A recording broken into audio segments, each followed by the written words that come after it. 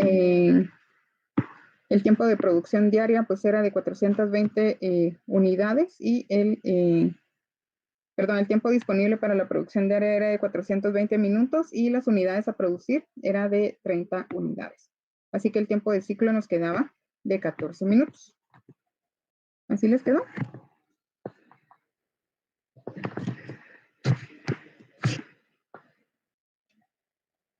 ¿No eran 420 minutos?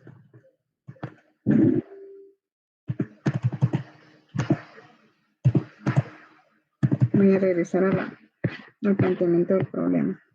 Decía, en una empresa productora de granos básicos, se han incorporado cambios en los tiempos de algunas de las actividades, por lo cual debe realizar los ajustes pertinentes en el balanceo de la línea, razón por la cual ha contactado con usted para que realice la propuesta del nuevo balanceo para producir 30 unidades diarias, basándose en las actividades y relaciones de precedencia que se muestran a continuación.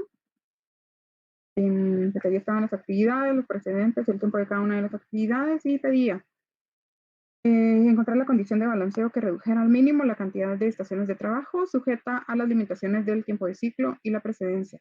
Y obviamente se debía establecer el diagrama de precedencia, el tiempo de ciclo y considerando un tiempo de 7 horas.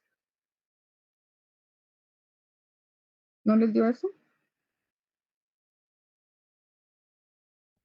Sí, licenciada. Sí, licenciada. Ok. 14 minutos.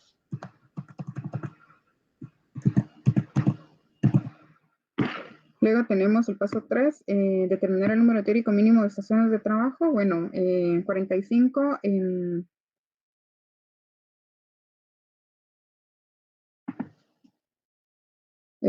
45 que era la sumatoria del tiempo de todas las tareas, dividió el tiempo de ciclo, que eran 14 minutos, nos daba pues 3.21 y eso nos indicaba que como mínimo íbamos a tener 4 estaciones de trabajo, ¿verdad?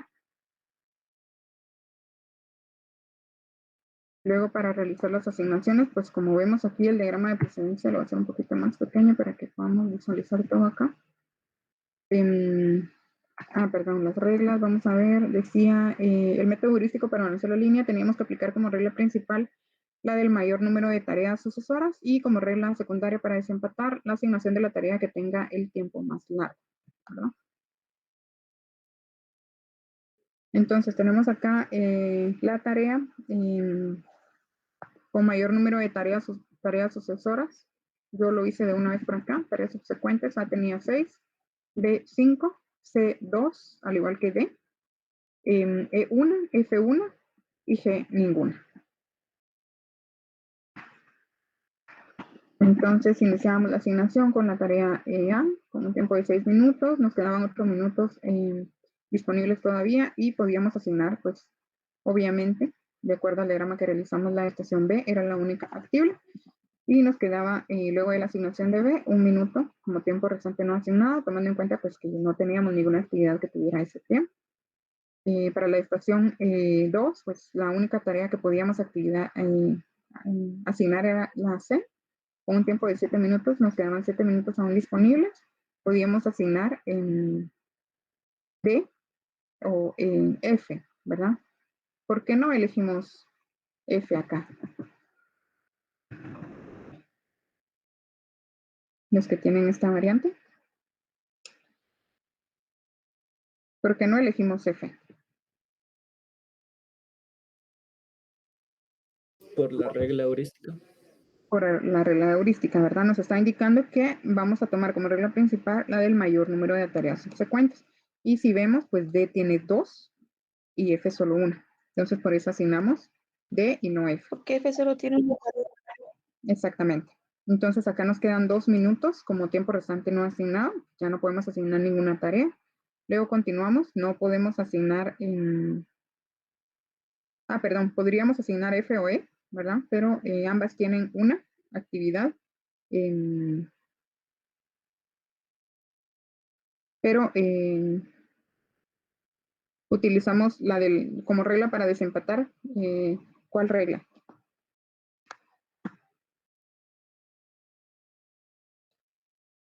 El mayor tiempo de duración. Mayor tiempo de duración, ¿verdad? Entonces tomamos la tarea F, en este caso, para asignarla como primera actividad en la estación 3. Nos quedan también 7 minutos todavía pendientes. Podemos asignar la actividad E con un tiempo de 5 minutos. Entonces nos quedan 2 disponibles. Ya no podemos asignar la actividad G, por lo que la dejamos hasta la estación número 4. El porcentaje de eficiencia es de 80.36. Y aquí, pues les voy a dar un tip. Al inicio, cuando calculamos el número mínimo teórico de estaciones de trabajo, ya nos decía que el número mínimo teórico que íbamos a tener era de ¿cuántas estaciones?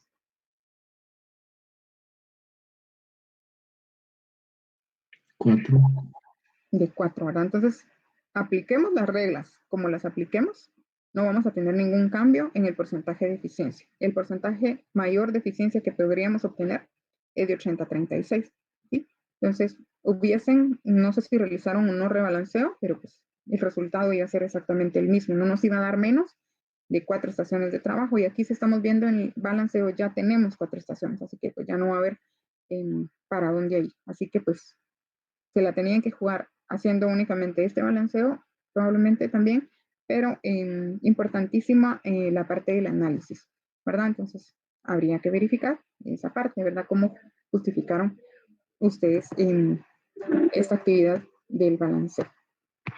Y se recuerdan, como siempre, ¿verdad? Pues el 50% del valor lo tiene la parte de los cálculos, hasta esta parte del cálculo de la eficiencia, y luego en 50% para la parte del análisis. Creo que Samuel fue la persona que me preguntó en el examen esta parte, porque pedí ahí el cálculo de un salario que deberían de vengar las personas.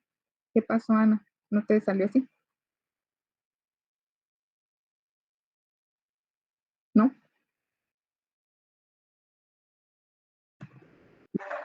Bueno,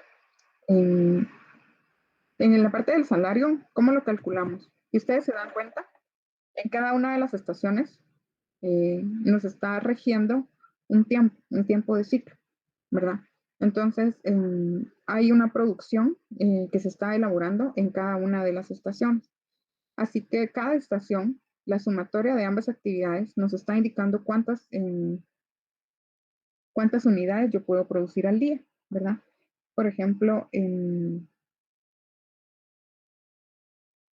nos está pidiendo 30 unidades y el proceso total, si ven al inicio, tarda 45 minutos, ¿sí? Donde están todas las actividades. Entonces, por eso dividimos, obviamente, el total de las actividades en ese tiempo de ciclo. Y ese tiempo de ciclo, pues es lo que limita cada estación.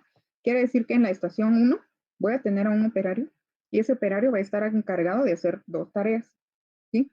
Entonces, estas tareas el operario las va a tener que realizar durante todo el día para cumplir ese pronóstico o cumplir esa necesidad de demanda que se tiene. Y esta persona está haciendo 6 más 7, que duran las actividades en AIDE. 6 más 7 son 13 minutos.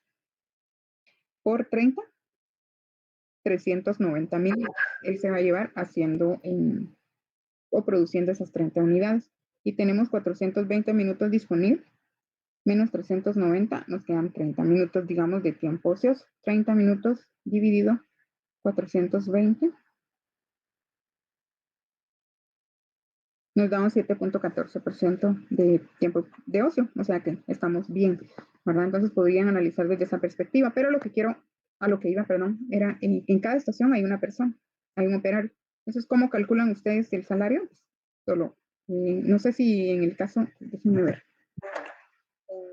Así les decía aquí cuánto ganaba cada empleado, 3,000 quetzales más un bono de 250, entonces podíamos calcularlo solo así, pero no lo expliqué previamente, entonces por eso no se los pedí, así que esta parte solo quiero que la comprendan ahorita, pero no era sujeta de evaluación, obviamente. ¿Tienen dudas ahí? ¿Estamos bien?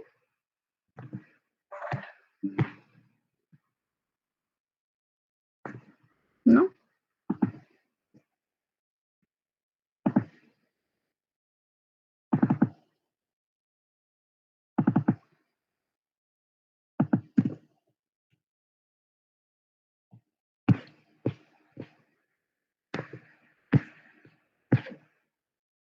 Bueno, en la otra El balanceo sumaba 435 segundos. Vamos a ver cuál es este caso. Es este.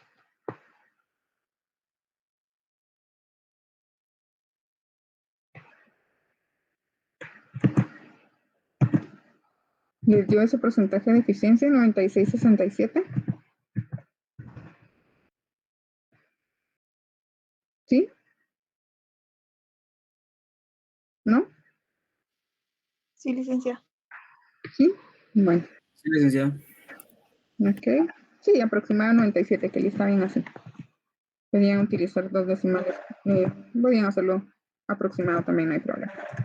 Entonces, bueno, vemos aquí únicamente para explicarlo. El diagrama estaba un poco complejo, ¿verdad? Un poquito, obviamente, comparado con el anterior. El tiempo de ciclo aquí lo teníamos en 90 segundos.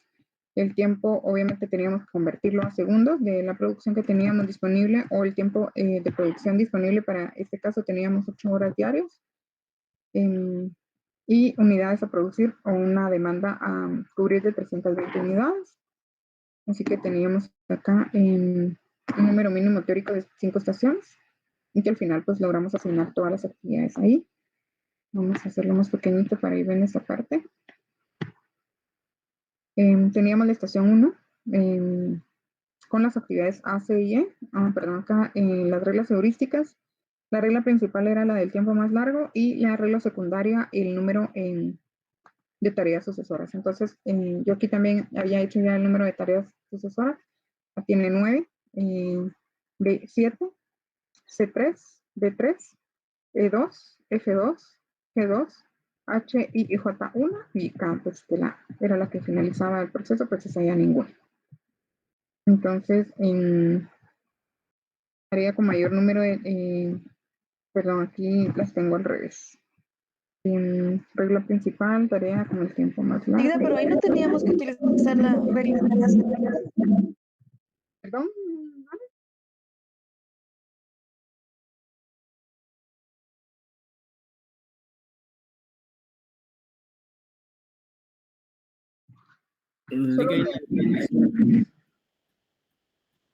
solo te entendí lo de las reglas. Que Es no que ahí, puedes, es que ahí en el libro nosotros nos decía aplicar como regla la tarea que tenga el tiempo más largo. Y usted tiene el mayor número de tareas suficientes. sí, ahí Igual tengo las dos eso. formas, pero el segundo resultado me dio el mismo que usted. Ok. Es que perdón, abrí el archivo, pensé que lo había abierto en línea, pero lo tengo aquí. Ya les comenté, no he solucionado el problema que tengo con Office, entonces no puedo editar acá, pero luego haré el cambio. Sí, entonces aquí está al revés, ¿verdad? La tarea con el tiempo de operación más largo va primero y la tarea con mayor número de tareas subsecuentes ahí va después. Entonces tenemos la asignación A, C y E, ¿verdad? En la estación número 1. B, en la estación número 2. En la estación 3 tenemos las actividades D y G. Estación 4, F y J. Estación 5, H, I y K. Para tener al final una eficiencia del 96,67 o 97% ahí como nos decía Kelly. Y para el cálculo, pues lo que ya les mencioné previamente, ¿verdad? Cada estación representa a un empleado, a un operario y pues ya únicamente tomamos en consideración el salario base más el bono que nos indicaron previamente. Aquí pues no había necesidad de realizar ningún balanceo como tal. Vamos con el caso de los análisis ABS, perdón. Aquí vamos a ver.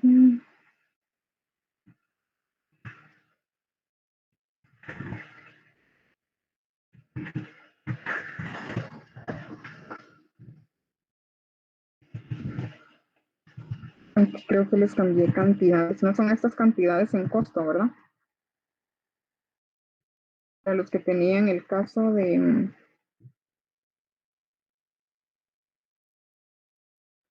Creo que ustedes tenían... Costo unitario 300, 600. Vamos a ver. Voy a cerrar ese archivo, lo voy a abrir en línea porque no me deja aquí hacer modificaciones.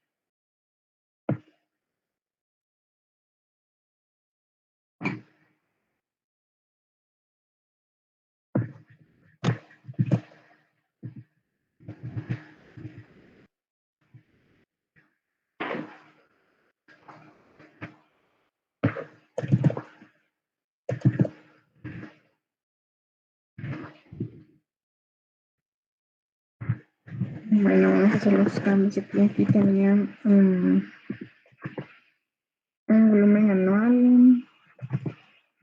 No, volumen semanal en unidades, ¿verdad?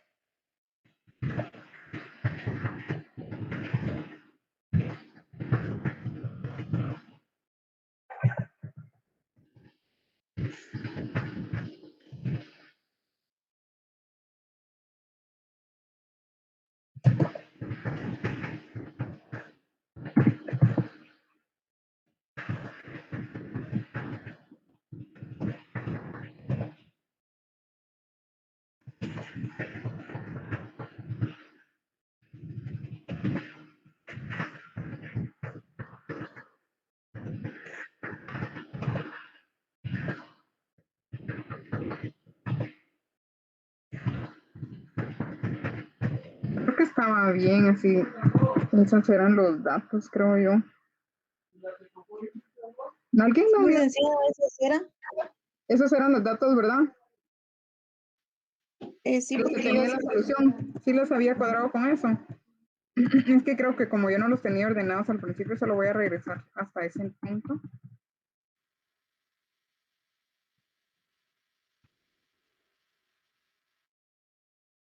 No sé si me va a dejar regresar. Ah, bueno, los tengo acá, creo yo.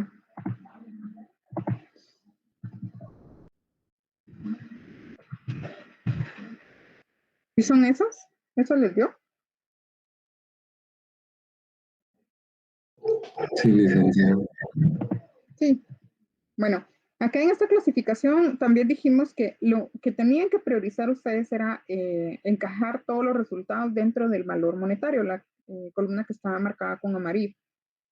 Entonces, así que si no tienen estos porcentajes, pero encaja dentro del porcentaje de los rangos que indica acá, no hay problema. ¿Sí? Entonces, ese era el objetivo únicamente, que ustedes verificaran que sí los resultados estuvieran dentro de ese valor.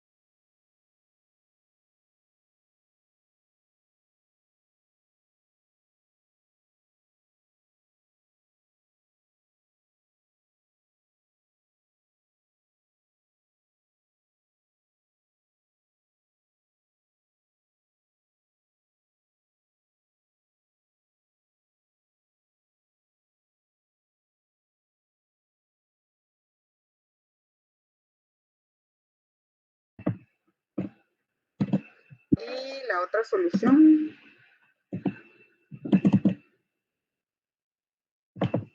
es la del caso 2, ¿no? Yo lo clasifiqué de esta forma. Esto es lo que no tienen, es el conteo cíclico. Creo que no se los puse por acá. Pero pues debían seguirlo. Lo del ejemplo que habíamos visto en las políticas de conteo mensual, trimestral, semestral, bueno, dependiendo de cómo lo habíamos visto en clase, pues para que pudieran detallarlo acá. ¿Sí les quedaron estos valores también? No, no mucho. Más o menos. Y dentro de los rangos, ¿no? Yo lo clasifiqué diferente. Pero sí te encaja dentro de los porcentajes. Sí, dentro de los porcentajes, sí.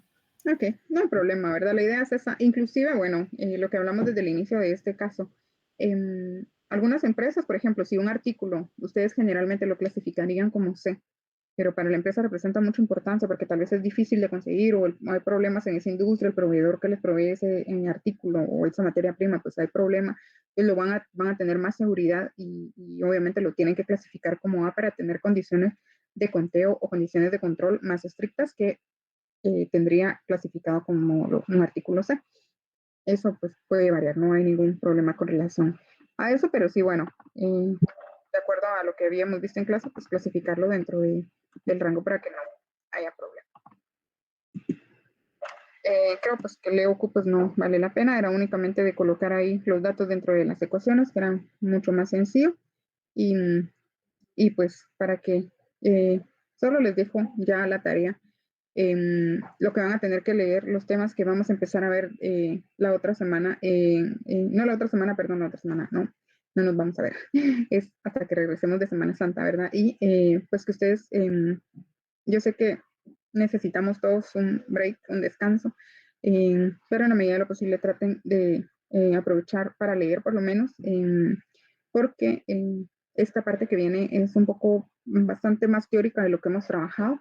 Sí incluye obviamente la parte práctica, pero no nos va a dar tiempo de abordar toda la parte teórica, así que necesito que ustedes por favor la completen. La última unidad prácticamente es teórica, entonces necesito que ustedes la aborden y que estudien esa parte. Vamos a desarrollar comprobaciones de lectura, ¿sí? Y obviamente saben que también es sujeto de evaluación en el examen final, así que por favor aborden esa parte en función de cumplir con el programa del curso. ¿Qué deben estudiar?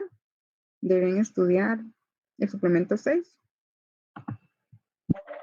Ahí, pues si no lo logran anotar ahorita, recuérdense que en el programa en la esquina superior derecha de cada uno de las unidades aparece el capítulo del libro que deben leer.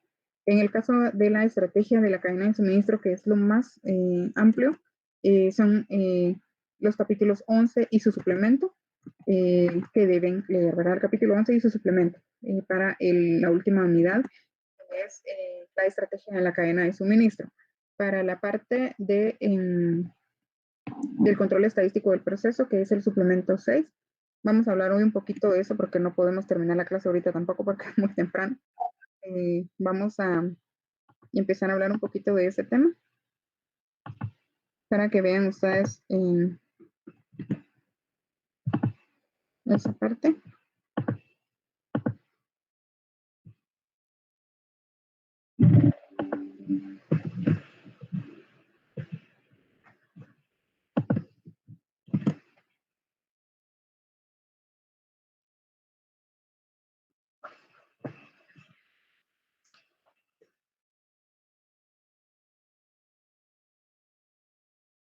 Gracias, Junior, muy amable.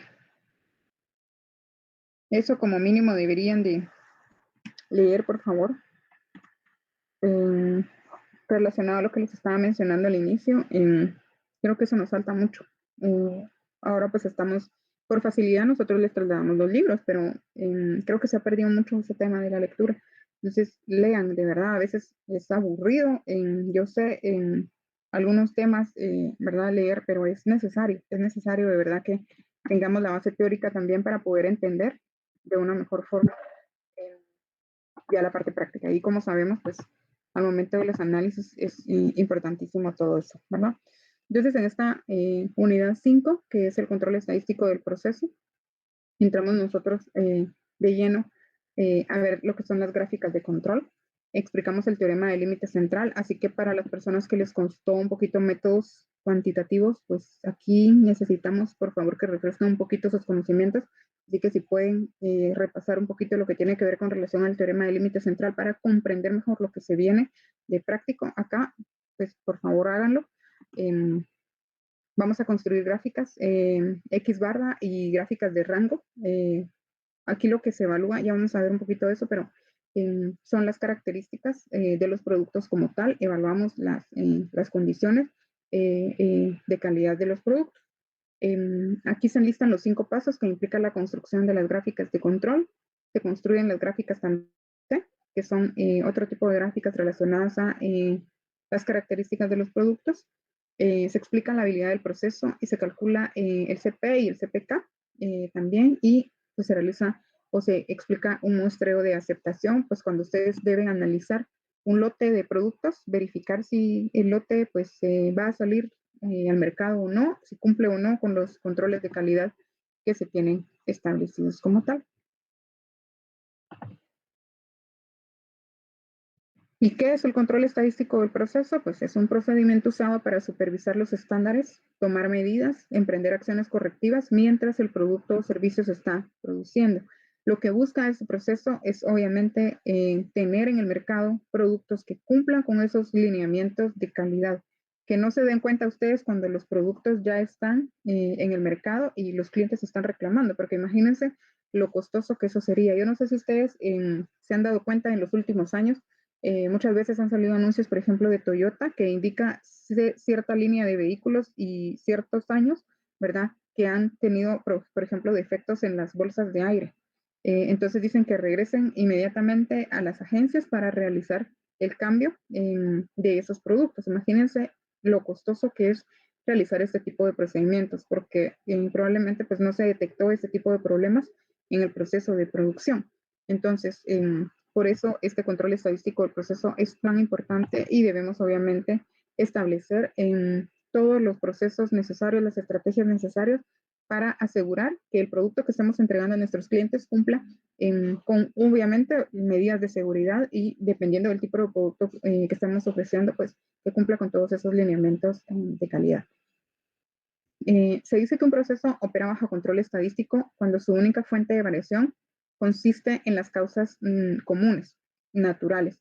El proceso debe ponerse bajo control estadístico, detectando y eliminando las causas especiales asignables de variación. Y sobre estas es que nosotros nos enfocamos. Esas causas, hay variaciones obviamente que van a haber naturales en el proceso, ya vamos a ver esa parte, pero hay variaciones o causas asignables, ¿verdad? Que son las que nosotros podemos atacar y las que podemos corregir.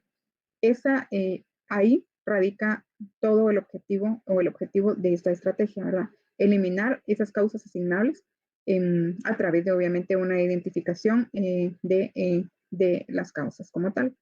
El experto en calidad, Edward Deming. ¿Alguien ha escuchado a Edward Deming?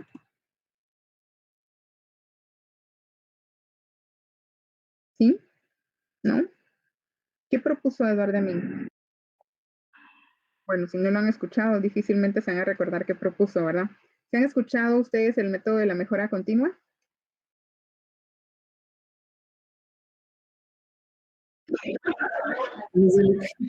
¿Sí?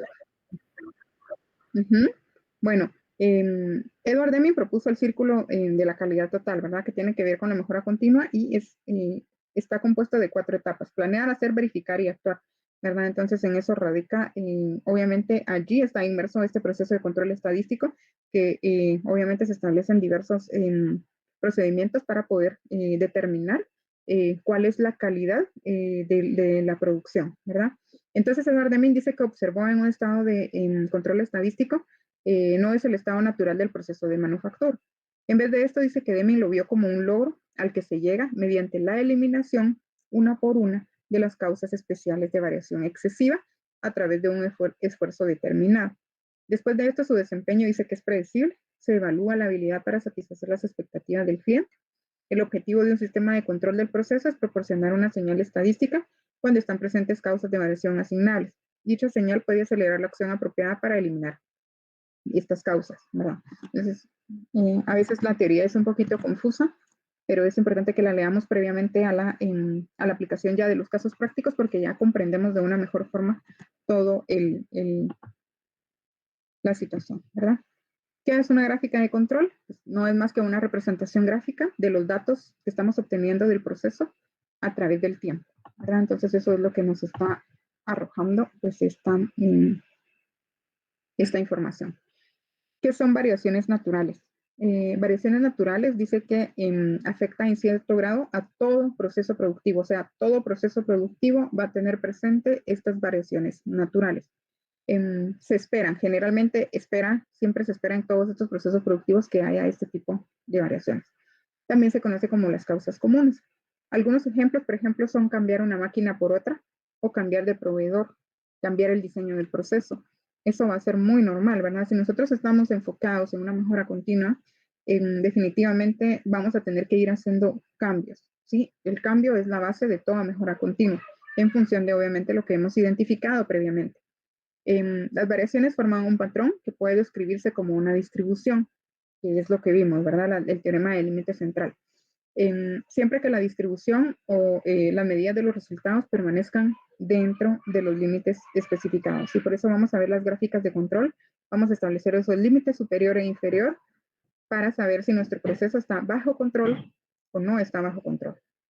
Dice que siempre que la distribución medida de los resultados permanezca dentro de los límites especificados, se dice que el proceso está bajo control y las variaciones naturales se toleran. Cuando el proceso sale de control, pues ahí nosotros evidenciamos o se hace evidente que están presentes las variaciones asignables, que son las que nosotros podemos identificar y podemos en determinado momento pues atacar. Esta es una variación en un proceso de producción que puede rastrearse hasta sus causas específicas. Factores como el desgaste de la maquinaria, el desajuste de los equipos, la fatiga o la mala capacitación de los trabajadores o los nuevos lotes de materias primas son fuentes potenciales de variaciones asignables. Entonces, analicen bien en este punto cuáles son los ejemplos de cada una, ¿verdad? Entonces, las variaciones asignables, si se dan cuenta los ejemplos, nosotros podemos mejorarlos, ¿verdad? Nosotros podemos atacar, nosotros podemos establecer estrategias con el fin de disminuir esas variaciones asignables. Las variaciones naturales asignables distinguen dos tareas para ustedes como administradores y específicamente de operaciones. Uno, asegurarse que el proceso sea capaz de operar bajo control solo con la variación natural. Solo variaciones que todo el proceso va a tener. Ese es el objetivo, ¿verdad? El número 2 es identificar y eliminar las variaciones asignables para que los procesos se mantengan bajo control. Entonces, ese es el ideal.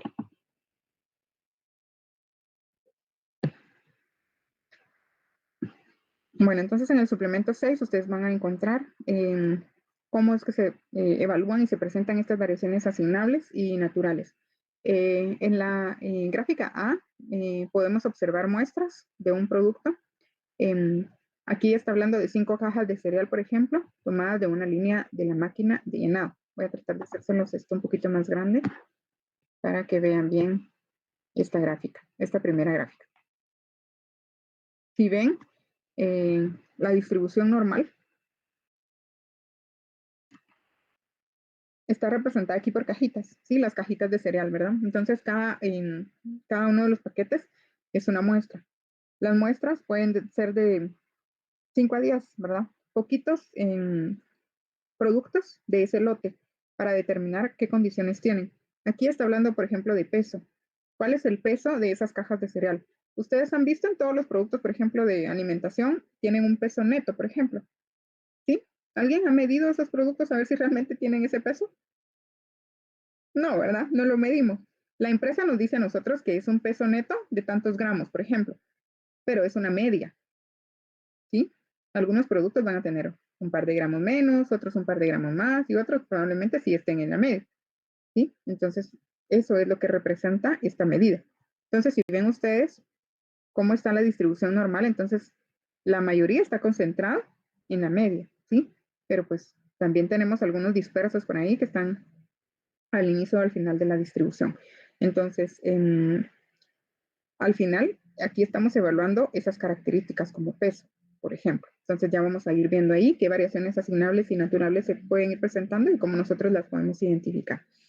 En B, en el inciso B dice, después de tomar suficientes muestras de un proceso estable, estas forman un patrón denominado distribución. Entonces, ya nosotros sabemos cómo van a estar distribuidas, ¿sí? Y el peso neto que ustedes van a observar en todos los productos es este del medio, que es la media, ¿sí? Y la línea continua dice que representa, pues, la distribución. Va desde 80 gramos hasta 90 gramos, por ejemplo. O si es un producto ya más delicado, por ejemplo, vamos a ver algunos ejemplos acá, que van a ver ustedes que ya 1 milímetro, por ejemplo, que varíe algún elemento, alguna pieza o algo, eso ya representa problema. Entonces, vamos a ir viendo qué tan importante es la variación, dependiendo pues del tipo de productos que estamos hablando. También dice hay muchos tipos de distribuciones, incluyendo la distribución normal, ¿verdad? Que es la forma de campana, pero difieren en términos de tendencia central, que es la media, ¿verdad? Y la desviación estándar o variancia y su forma. Entonces vemos acá la medida de tendencia central, ¿verdad? Que ahí tenemos dos, una punteada y una con línea continua, ¿verdad? Que son iguales, ¿verdad? Con la medida de tendencia central. Y la variación, ¿verdad? O la desviación estándar que se puede presentar en cuanto a las características que estamos analizando y la forma también, ¿verdad? Esas son las variaciones que se pueden presentar. Ya más adelante cuando lo estemos viendo, pues vamos a comprender un poquito más esto o lo van a recordar de métodos cuantitativos. No sé si fue un sueño o una pesadilla para ustedes el curso, pero pues aquí vamos a tratar de recordar lo más importante para el curso. Si solo están presentes por el link, dice pesadillas. Vamos a tratar de revivir aquí los mejores momentos. Si solo están presentes causas naturales, dice que de variación el resultado de un proceso forma una distribución que es estable y predecible a través del tiempo. Y esto es el motivo por el cual nosotros realizamos un control, para verificar y asegurarnos, ¿verdad?, de qué es lo que vamos a esperar en el futuro. Si nosotros tenemos solo ay, no puede ser, se fueron a escuela. ¿Y con quién les tocó en escuela? A ver. Con el Quiñones, ¿no?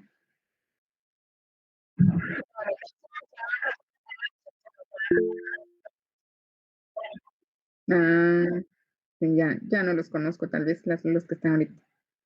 Yo la recibí con el Axel, creo que no, los métodos creo que los recibí todos con el licenciado Quiñones. También fue una pesadilla para mí. Pero al final hay que aprender, ¿verdad?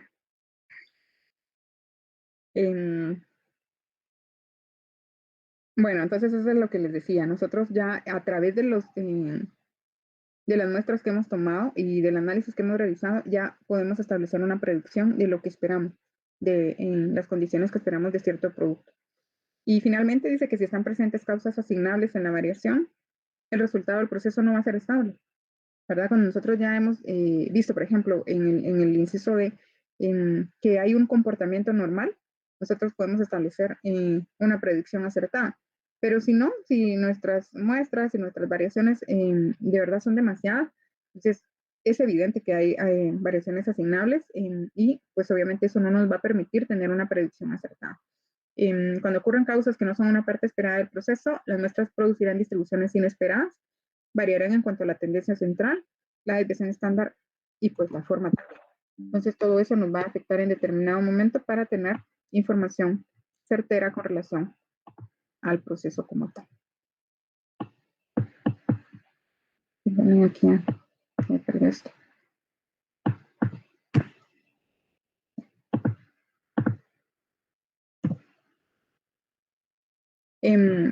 Hay tres tipos de resultados del proceso que se pueden obtener. Uno, bajo control estadístico, ¿verdad? Que es lo que mencionábamos. Un proceso que solo tiene causas naturales o variaciones naturales y va a producir dentro de los límites que se tienen establecidos. O sea, yo no voy a ver, si estoy hablando que tengo, por ejemplo, en mi rango de 80 a 90, por ejemplo, gramos en un producto, no voy a tener un producto que tenga 79 gramos. No voy a tener un producto que tenga 91 gramos, ¿sí? Entonces, yo voy a tener todos y cada uno de los productos que yo analice y el lote tendría que ser igual dentro de esos límites establecidos. Si yo obtengo, ¿verdad? En el inciso B, bajo control estadístico un proceso, pero es incapaz de producir dentro de los límites de control, entonces vemos ahí la primera muestra, por ejemplo, las primeras tres muestras, los tres están dentro de los límites de control, pero las segundas vemos los límites de control, ¿verdad? La producción está fuera, al inicio y al final, ¿verdad? No está bajo control. Aquí en este caso hay causas naturales de variación, pero no puede producir dentro de esos límites establecidos. Y si un proceso está fuera de control, que es como vemos en los 3 ejemplos de último, estamos hablando de características como peso, longitud, velocidad, ¿verdad? Vamos a ver ahí qué otros elementos podemos analizar.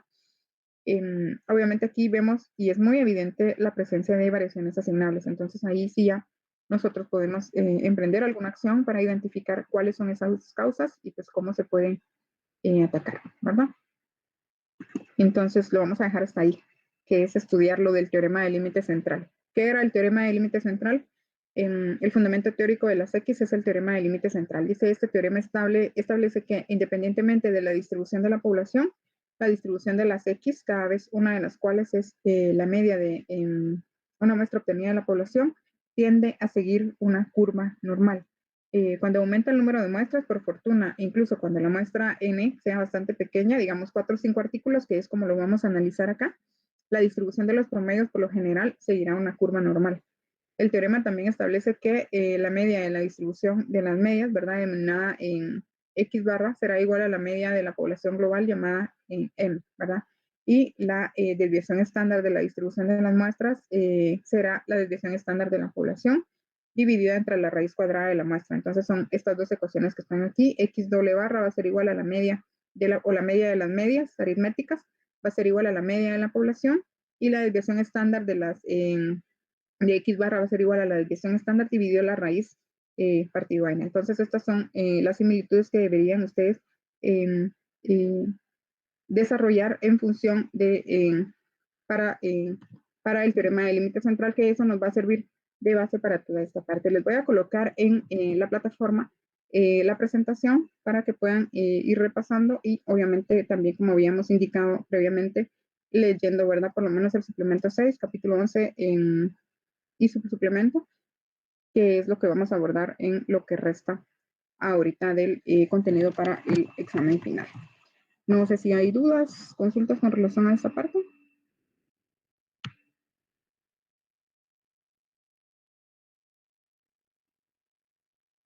Todo claro.